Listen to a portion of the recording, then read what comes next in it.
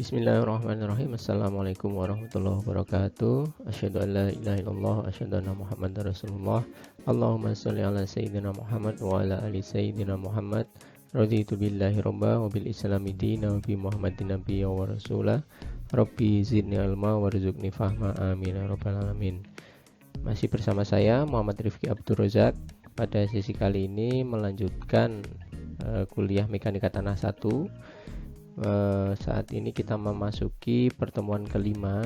Nanti di pertemuan kelima ini akan saya bagi insya Allah menjadi 5 bagian, dimana pada bagian pertama ini nanti akan kita bahas tentang konsep dasar tegangan seperti apa. Kemudian yang kedua adalah konsep pola penyebaran beban 2:1.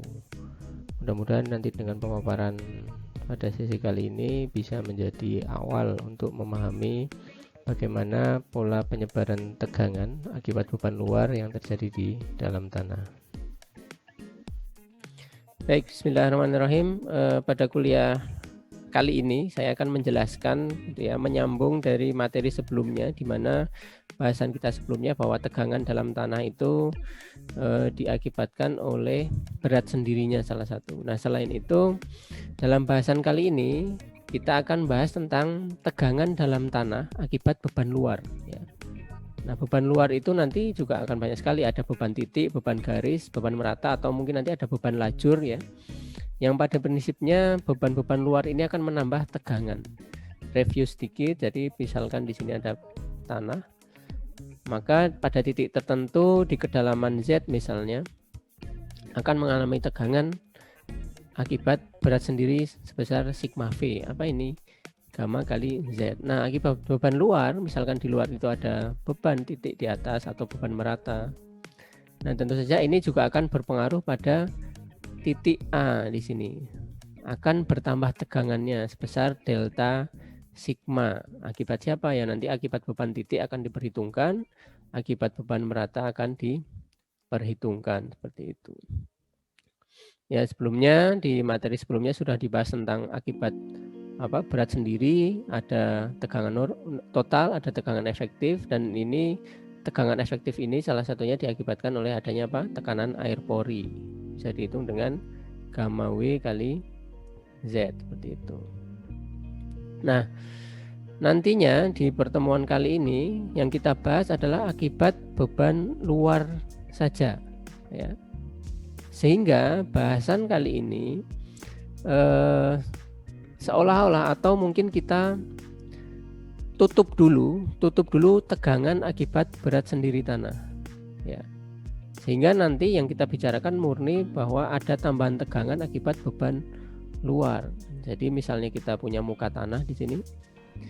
Ya, kita tinjau titik A dalam kedalaman Z ya. Maka akan terjadi tambahan tegangan jika diberi beban luar, misalnya beban merata di sini. Beban merata Q. Akan terjadi tambahan tegangan akibat beban luar sebesar delta sigma. Sehingga yang tegangan di titik A itu sendiri akibat berat sendirinya kita tutup dulu ya. Jadi nantinya yang kita bahas sekarang hanya tambahan tegangan di titik A itu sendiri akibat beban luar. Nah, nanti metode yang akan dijelaskan yang paling sederhana adalah metode perbandingan 2:1 ya. Kemudian sebetulnya ada banyak nanti metode untuk menghitung tambahan tegangan, ada metode Boussinesq, Newmark, dan Westergaard. Namun dalam kuliah kali ini yang saya jelaskan detail hanya berdasarkan metode Boussinesq. Meskipun demikian, pada prinsipnya metode Newmark, Westergaard itu memiliki prinsip yang sama, hanya saja nanti memerlukan formula ataupun grafik yang berbeda. Nah, nanti dibagi lagi akibat beban luar, ada beban titik, tentu saja formulasinya berbeda. Jadi misalkan muka tanah, kemudian ada beban titik ya sebesar P, maka kita ingin tahu pengaruh beban P ini, misalnya ada beban 10 ton ya. Nah, pengaruhnya pada satu titik itu, misalkan titik A itu seperti apa, yang punya kedalaman tertentu, misalnya Z, itu seperti apa. Nah, artinya pengaruh yang kita bahas di sini tentu saja adalah pengaruh tambahan tegangan akibat titik P ini seperti apa. Nah, atau mungkin beban garis. Beban garis itu ya bisa kita analogikan beban titik ini, tapi tegak lurus bidang gambar dia memanjang misalnya. Nah, ini bisa beban lajur. Itu juga nanti akan berpengaruh pada titik ini akan berbeda. Atau mungkin beban titik kita perhitungkan, misalkan di sini ada beban lain lagi, beban garis. Tegak lurus bidang gambar ya, ini maksudnya gambarnya. Nah, ini pengaruhnya, ini misalkan Q dalam kilonewton per meter panjang. Kalau ini tadi dalam ton atau ini ton ya. Nah, ini pengaruhnya ke sini berapa? Ada tambahan tegangan akibat beban Q. Atau beban merata.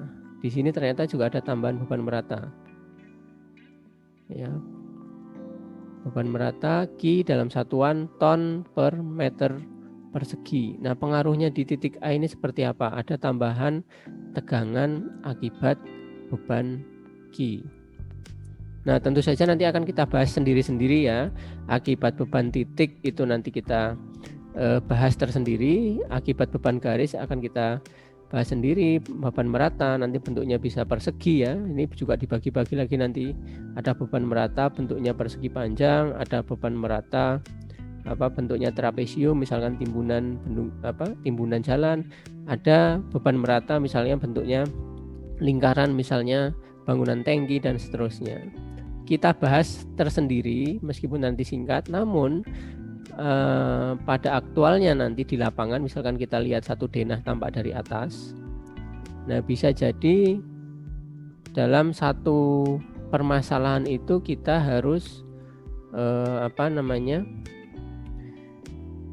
bisa mengkombinasikan dari seluruh beban-beban itu. Misalnya pada denah tertentu ada beban tangki misalkan di pabrik, kemudian di sini ada beban merata untuk beban mesin, misalkan di sini ada beban kolom dan seterusnya. Nah, kita ingin tahu ya, misalkan di sini ada beban kolom, ada beban yang lainnya. Kita ingin tahu di titik A ini pada kedalaman tertentu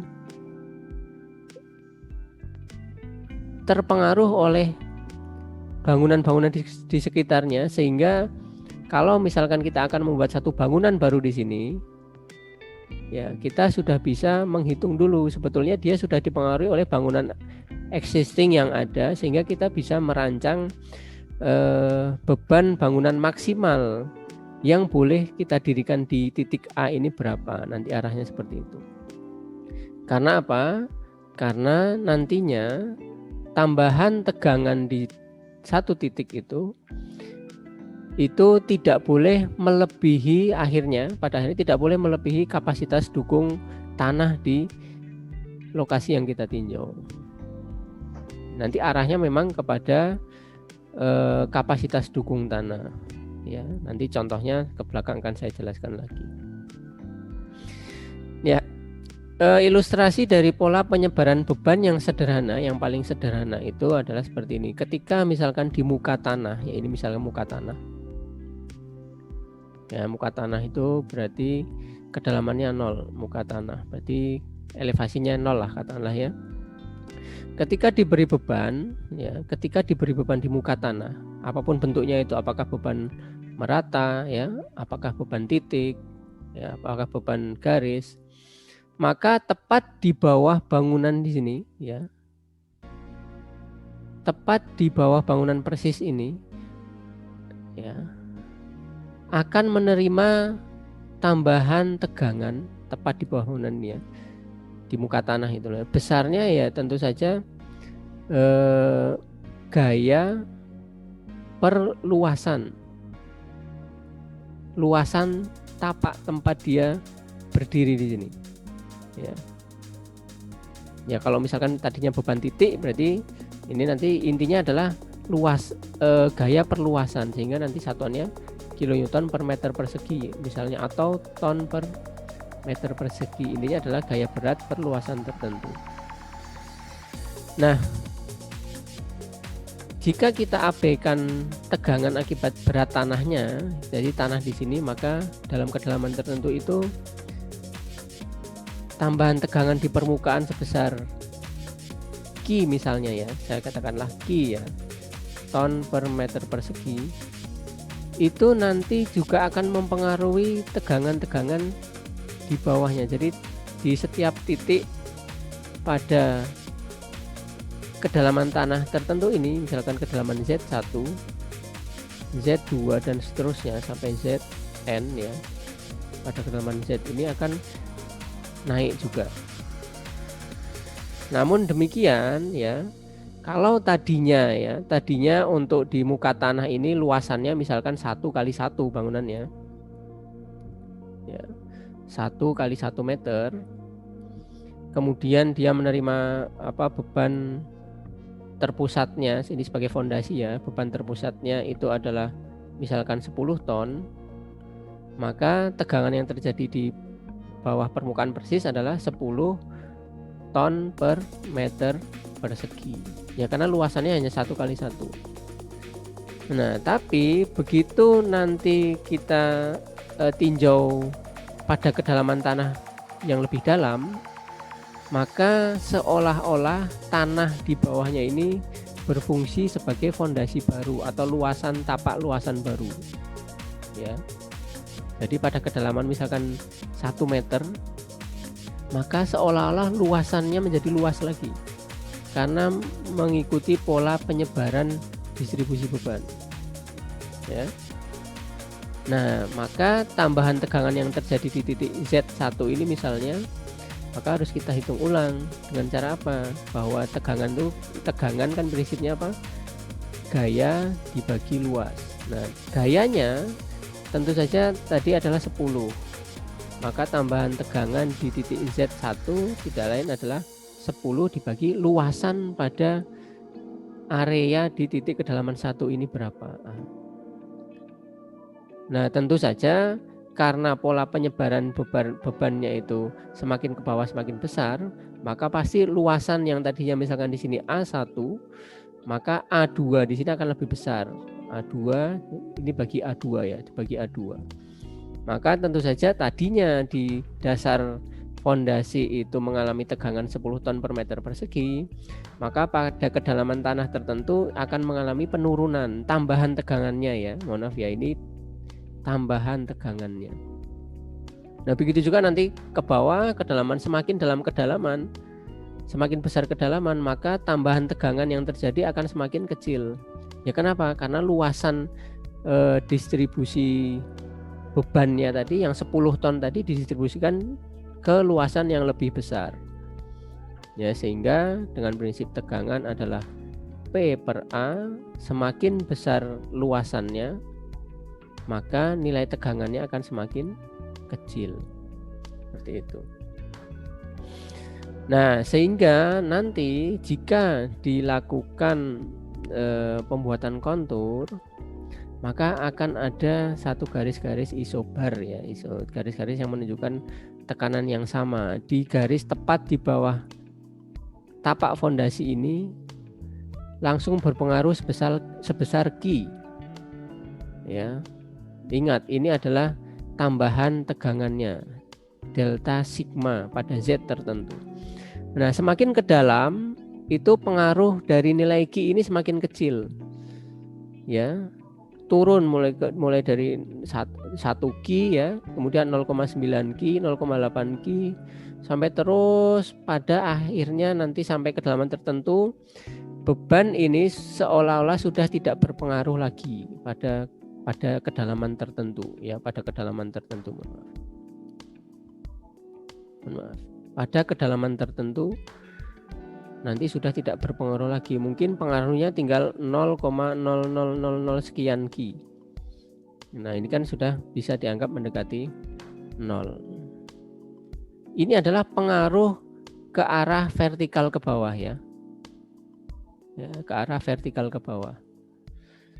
Nah, ternyata tambahan tegangan ini tidak hanya berpengaruh pada arah vertikal saja, tapi juga arah horizontal. Ternyata arah horizontal juga sama. Artinya begini, ketika misalkan kita punya muka tanah, kemudian diberi tambahan beban merata di titik A ini misalnya, ya pada koordinat ini, maka tambahan tegangan yang terjadi itu tidak hanya pada titik-titik di bawah bangunan, tapi pada jarak horizontal tertentu itu juga akan mengalami pengaruh ya. Jadi meskipun bebannya ada di sini, maka pada jarak horizontal tertentu, misalkan di sini titik A, juga akan mengalami tambahan tegangan. Nah, tentu saja karena jaraknya horizontal juga pengaruhnya akan semakin mengecil. Di pusat bangunan itu mungkin dia G besarnya, tapi begitu pada jarak tertentu, misalnya jarak 1 meter masih mungkin 0,5 G. Jarak lebih jauh lagi nanti semakin jauh juga akan semakin tidak berpengaruh, 0,00 G misalkan di pusat itu besarnya G. Nah, sehingga bentuk konturnya pun juga seperti ini. Semakin ke kiri semakin kecil pengaruhnya, seperti itu. Nah, ini tentu saja pengaruh ini yang harus bisa kita hitung ya. Harus bisa kita hitung. Kalau kita punya beban tertentu di pusat, maka bagaimana pengaruhnya di titik-titik atau di sembarang titik yang kita tinjau, yang kemungkinan nanti akan kita beri tambahan beban akibat bangunan baru misalnya, seperti itu. Baik, yang paling mudah ya, atau yang paling umum ini artinya jika kita ingin cepat ya, ingin cepat untuk menghitung tambahan tegangan, maka secara umum yang paling biasa digunakan ini untuk cepat ya, bukan analisis yang lebih detail ya. Pola penyebaran beban itu mengikuti pola penyebaran 2:1 ya.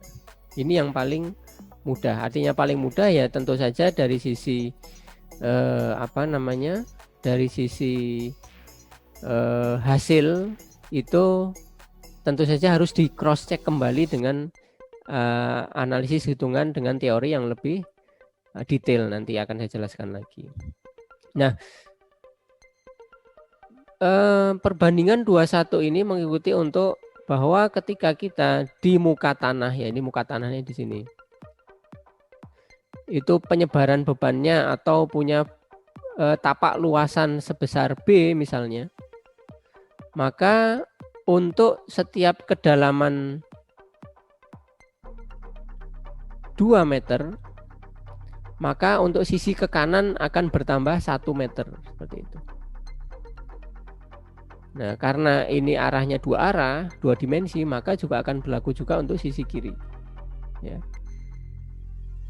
Nah, artinya apa? Ketika misalkan luasan atau lebar fondasi kita di atas itu selebar B, ketika kita tinjau 1 meter ke arah masuk ke dalam tanah, maka akan bertambah sebesar 0,5. Jadi kalau masuknya itu 1, maka luasan penyebarannya akan bertambah 0,5 ke kanan dan 0,5 ke kiri. Atau misalnya kita tinjau kanan dan kiri, berarti setiap turun 2 meter maka akan bertambah sebesar 2 meter. Kalau tambah 1 meter akan bertambah 1 meter. Sehingga nanti pada tinjauan titik yang kita amati itu seolah-olah akan punya luasan baru.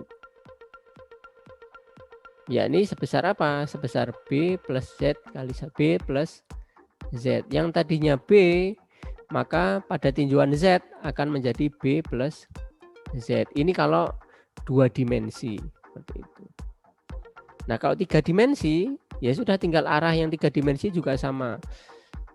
Ya, misalkan arahnya L berarti menjadi L plus Z, seperti ini. Jadi arahnya misalnya 3 dimensi.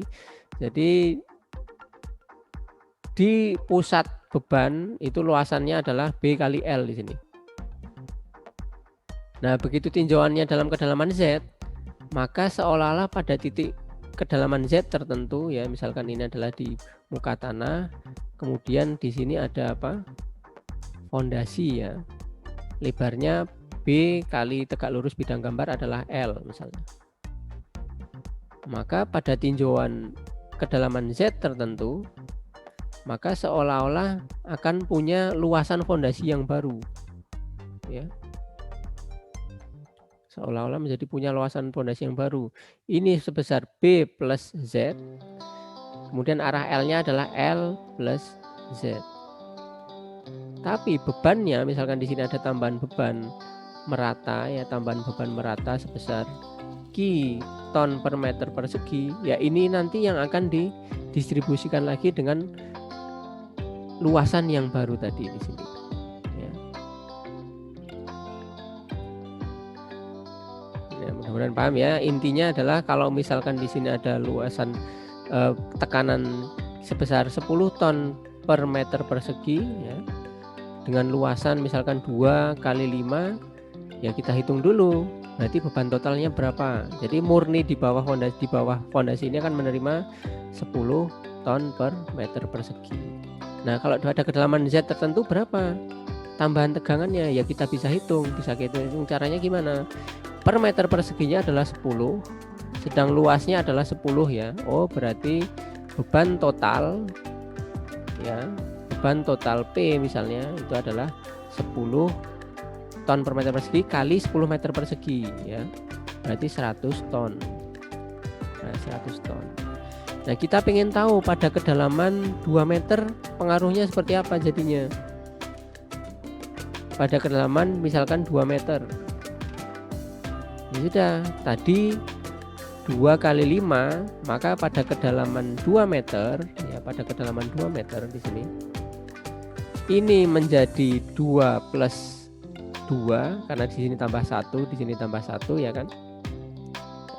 Seperti ini. Bagian L juga sama, menjadi 5 plus 1 tambah 1. Jadi luasannya menjadi berapa? Menjadi 4, ya, 4 dikali 7. Oh, berarti tambahan tegangan di bawah tanah sedalam 2 meter menjadi apa tadi? 100 ton. Ya, P-nya kan tadi 100 ton ya. Dibagi luasannya. Luasannya berapa? 4 kali 7. Nah, ini itu berapa?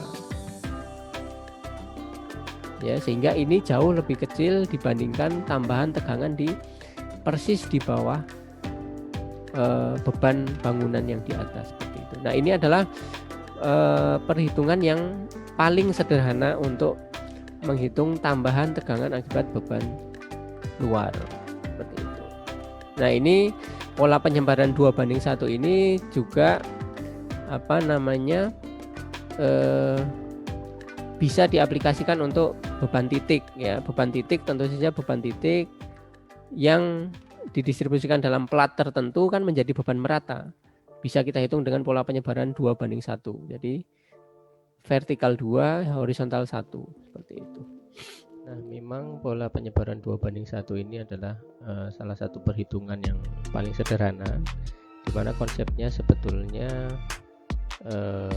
menganggap bahwa lapisan di bawahnya, ya, lapisan di bawahnya itu menjadi fondasi dari beban yang di atasnya. Begitu juga seterusnya, nanti di lapisan yang selanjutnya menjadi fondasi dari beban di atasnya seperti itu.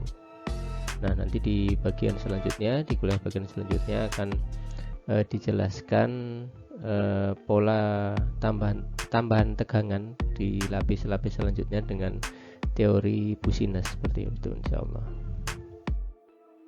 Ya, demikian tadi bagian pertama dari kuliah kelima mata kuliah mekanika tanah 1. Nanti insyaallah di bagian kedua kita lanjutkan bagaimana kita menghitung tambahan tegangan dengan teori yang lain.